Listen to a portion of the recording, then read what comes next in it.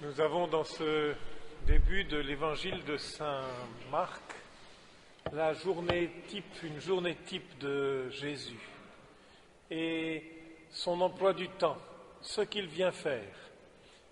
C'est dans le même paquet que dimanche dernier.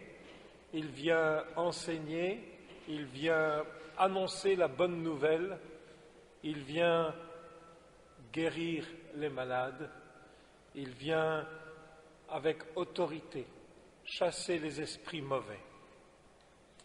Dans la première lecture, nous avons ce passage qui résume un peu tout le livre de Job, qui résume un peu toute la situation de l'homme qui, destiné au bonheur, qui, essayant de l'éprouver, rencontre des écueils, rencontre les failles de son cœur, ici par les malheurs qui lui arrivent, par la maladie qui lui arrive aussi, mais avec tout cela n'a pas de sens. Et finalement, la vie de l'homme n'est qu'un souffle, et ses yeux ne verront pas le bonheur. C'est l'homme dans l'échec, et qui sont ici symbolisés dans l'Évangile par tous ces gens malades. C'est intéressant d'écouter cette journée de Jésus pour nous rappeler à nous que nous sommes invités à croire dans le message de Jésus, à le recevoir, à laisser Jésus venir nous toucher, à venir demander, à venir avec notre désir de bonheur au Seigneur et nous laisser toucher dans nos failles, dans nos maladies, afin que le Seigneur que nous puissions retrouver la vie avec lui.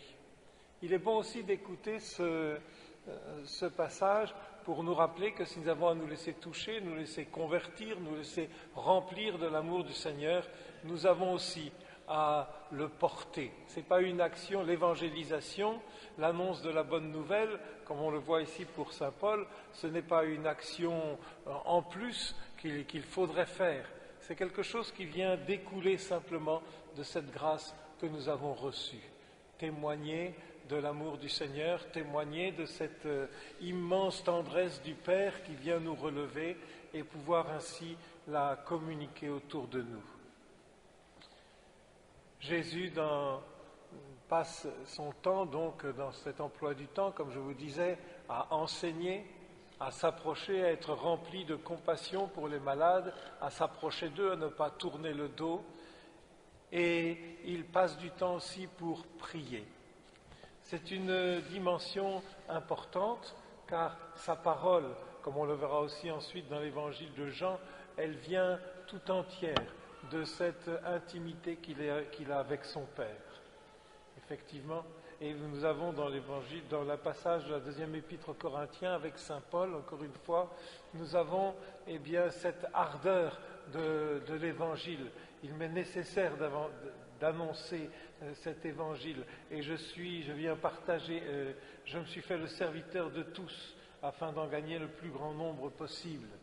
J'ai partagé la faiblesse des plus faibles pour gagner aussi les faibles. Je me suis fait tout à tous pour en sauver à tout prix quelques-uns.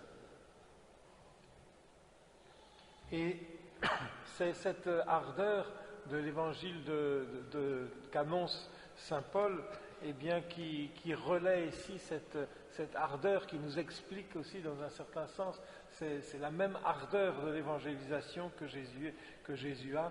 Partons ailleurs, ils viennent le chercher pour revenir, pour continuer, et partons ailleurs dans les autres villages voisins, parce que c'est pour cela que je suis sorti, que je suis sorti du Père, c'est pour cela que je suis venu. Demandons cette grâce de nous enraciner dans ce contact avec Jésus, dans la prière avec Jésus, de pouvoir non pas vivre à moitié, mais de pouvoir nous laisser régénérer totalement par sa grâce, afin que nous puissions l'annoncer, que nous puissions discerner justement quelle est l'action qu'il fait dans notre cœur, quelle est cette grâce qui vient relever l'homme, qui vient relever tous les hommes comme on a ici dans Job. Nous risquerions de croire, oui, mais l'évangile, ça n'intéresse pas les gens aujourd'hui, ils n'entendent plus, etc.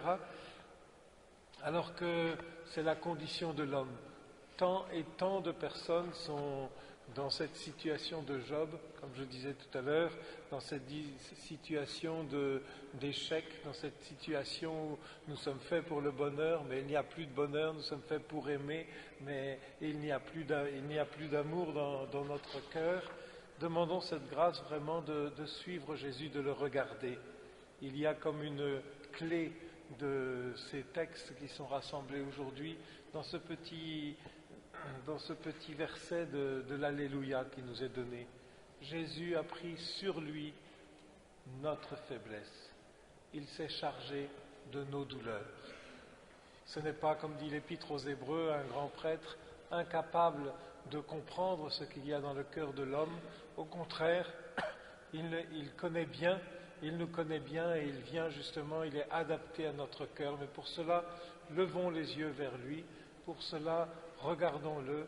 Pour cela, émerveillons-nous justement de cette action que l'on voit dans l'Évangile et que nous pouvons vivre et recevoir dans notre vie présente quand nous regardons vers lui avec foi.